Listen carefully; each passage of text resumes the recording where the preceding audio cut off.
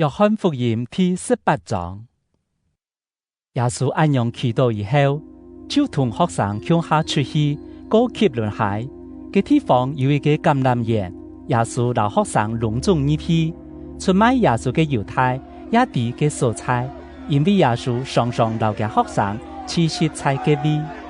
猶太帶一吹羅馬嘅兵呢，超定祭司長讓法利賽人所派升天嘅衛兵。向下入園去，佢哋帶定武器，也拿定燈籠和火把。耶穌對外發生在佢身上嘅一切事情，就進前問佢哋講：佢哋請乜人？佢哋應講：拿撒勒人耶穌。耶穌講：我就是。嗰時出賣耶穌嘅猶太也同佢哋去向下。耶穌一講我就是。佢哋就打亂腿，放在地上。耶穌又問講：佢哋請乜人？佢哋應講：拿撒勒人耶穌。耶穌講：我落佢哋講過，我就是。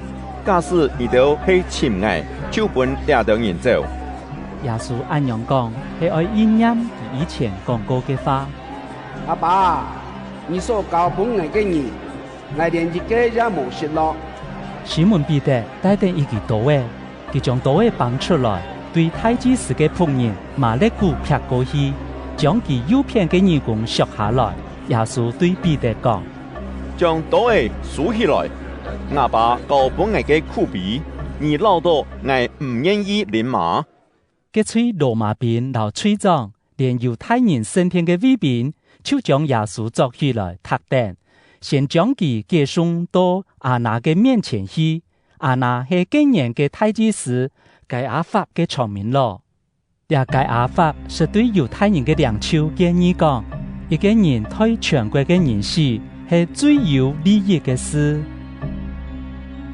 西門彼得留另外一個學生聽定耶穌，嘅學生留太子司相識，佢就聽定耶穌入去太子司嘅庭院度。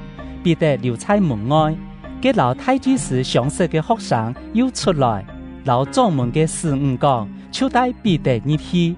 給莊門嘅師傅對彼得講：你也係今年嘅學生，敢唔係？彼得講：我唔係。嗰時天氣清寒，幾條僕人老衛兵用火炭起火，大家起點開火，彼得一行前同幾條向下起點開火。太子司盤問耶穌關係嘅學生老記嘅教訓，耶穌應講：我老人講話從來都係公開嘅，我常常在會堂留升天，就係猶太人棄廢嘅蔬菜教訓人，唔是在暗中講乜嘅。而做乜嘅盤問我呢？希望記到聽過我講話嘅人，記到啲我實講乜嘅。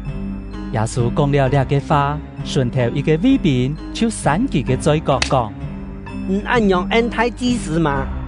耶穌講：我那係講唔錯，你自證唔錯在哪位？那係冇唔錯，你打我做乜嘅？這時耶穌還本佢哋踢定，亞那就將佢寄送到太子司該亞法嘅位去。這時西門彼得還起點開火。有人對佢講：你也係今年嘅學生，敢唔係？彼得否認講：我唔係。太子司嘅一個僕人，就係本彼得削退耳弓嘅三個親戚，佢講：我看到你同該人向下在橄欖園地背，敢唔係？彼得又否認，嗰時佢出題。佢哋對該亞法嘅位將耶穌帶到總督府。嗰時天蒙講，猶太人嘅領袖唔入總督府去，因為佢哋愛在節期中保持強力，當做的是叛國者嘅演習。所以彼拉多出來見佢哋問講：你哋用乜嘅罪名告兩人？佢哋應講：伊那係冇做壞事，我哋就唔會將佢交本義。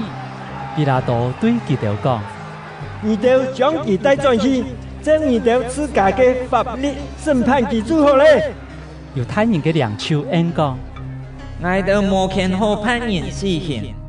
也意念耶穌所講過佢會樣辦事嘅話，彼拉多就入總督府去，向耶穌來問佢講：你係猶太人嘅王嗎？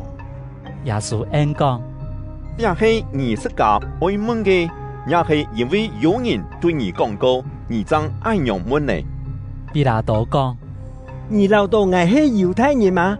係你本國嘅人留幾道祭司長將你交俾我，你到底做乜嘅事啊？耶穌講：我嘅國唔係了世間嘅國，假使我嘅國係了世間嘅國，我嘅子民一定會為我相似，我就唔會落在幾道猶太人嘅手中。仲係我嘅國唔係了世間嘅國。彼拉多講：按樣講，你係王咯？